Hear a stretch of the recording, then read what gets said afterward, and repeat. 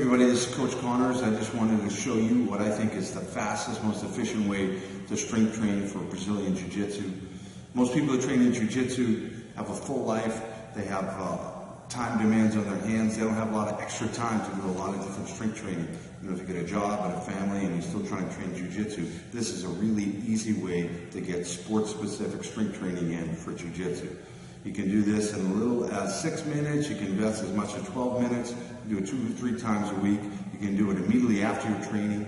So you're really not going to add any extra time to your training. You know, a lot of new students come up to me and they ask me about strength training because they want to get better at Jiu Jitsu. But in my mind, it doesn't make any sense to take a night off and strength train for 2 or 3 hours when you really want to get better at Jiu Jitsu. The only way you're going to get better in the beginning especially is investing the time in the mats, learning the techniques, rolling, getting good at Jiu Jitsu. It's still good to be strong, so we're going to invest as little as time as possible here to get really strong. So when I'm going to use this, I have really inexpensive equipment. I get a piece of PVC pipe here. This is about 4.5 inches in diameter. I get it at Home Depot.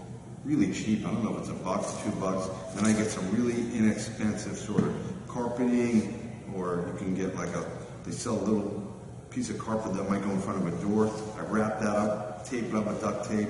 It's probably less than $5 to put this all together. And this is going to represent the human neck. So if I have 4.5 inches diameter here, and I put all this here, it's going to be a pretty thick neck, probably about a 19-inch neck or something. But this is going to be fine for our training. This is going to represent human neck, and we're going to train our chokes with this piece of equipment. So the first choke we're going to train is for the guillotine choke. So I'm going to use just an Olympic bar. I put on the bar, and now you get a hold of it. This is how I like to grip. It's the hook grip like this, just like my guillotine.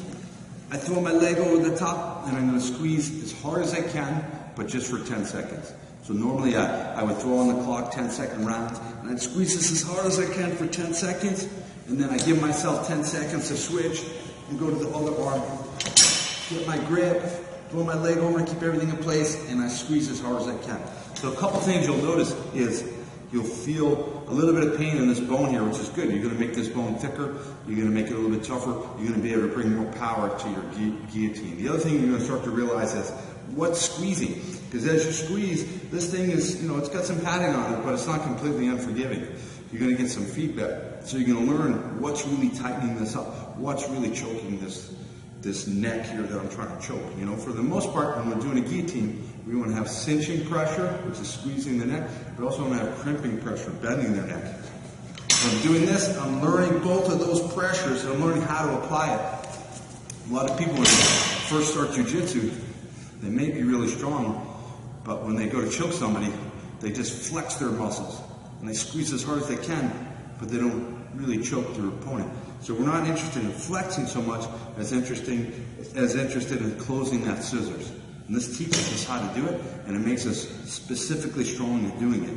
So I typically would do 3 sets of 10 seconds on each arm, with 10 seconds in between going back and forth. So if I do that in 3 minutes, I train my guillotine choke. And I'm going to get stronger. If you do this on a regular basis, in a couple, 3 weeks, you're going to find a dramatic difference in your strength, your ability to choke the opponent. Now I'm going to do my rear naked choke. So I put it here like this. Same thing. I get my rear naked choke grip, and I squeeze for 10 seconds as hard as I can. I don't want to do longer than 10 seconds because it's going to be hard to give 100% effort if I take longer than 10 seconds. So that's all I need is 10 seconds squeeze, maximal squeeze, and then I take a 10-second rest as I switch to my other arm. I'm going to feel it here when I'm squeezing it. So this is going to teach me to close that V up, not just flex my arm. I was training with one of my white belt students the other day. I let him get a rear naked choke on me, and he was flexing his arms, but he wasn't closing the scissors, so he really wasn't choking me. This is going to teach me about the technique, how I'm going to use my arm, how I'm going to use my whole body in order to close the choke off and choke my opponent, and it's going to make me specifically stronger. I'm not really going to gain any muscle mass when I do this type of strength training, but I am going to get stronger. I'm going to recruit more motor neurons in these positions here, so I'm going to get really strong at doing what I want to do, choke my opponent. So if you want to get strong for Jiu-Jitsu, this is the best use of your time.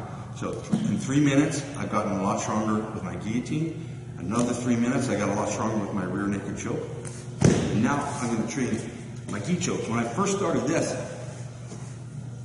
I noticed an immediate benefit. My chokes got so strong. If I got my hands on somebody's collar, I could almost always finish the choke. So I'm going to just use an undergrip and an overgrip. I sort of put my knee on the chest here like this. Same thing, 10 seconds as hard as I can. And it's going to make my hands stronger. I'm probably not going to get bigger hands. I might get a little bit bigger, but I'm not going to grow muscles in my hands, but I'm going to get a lot stronger in my hands. And then I switch to the other side, my undergrip here, my overgrip here. So in another 3 minutes, I just trained my choking, my gi choking. So I got guillotine, rear naked choke, gi choking. Now if I really wanted to go crazy, I'm not going to show you this, but I have some heavy bags over there. I hang from a heavy bag. So I get a grip, my head on one side, grip like this. I put my hooks in and I hang from the bag for 10 seconds, squeeze as hard as I can. Then I switch to the other side. And that sort of trains just my overall squeezing so I can control my opponent's torso. It makes my back control tighter. It just makes me generally stronger in that pulling position. It teaches me to take all the space away too. That's the great thing about these methods. It's making my technique a little bit better also, and it's making me stronger.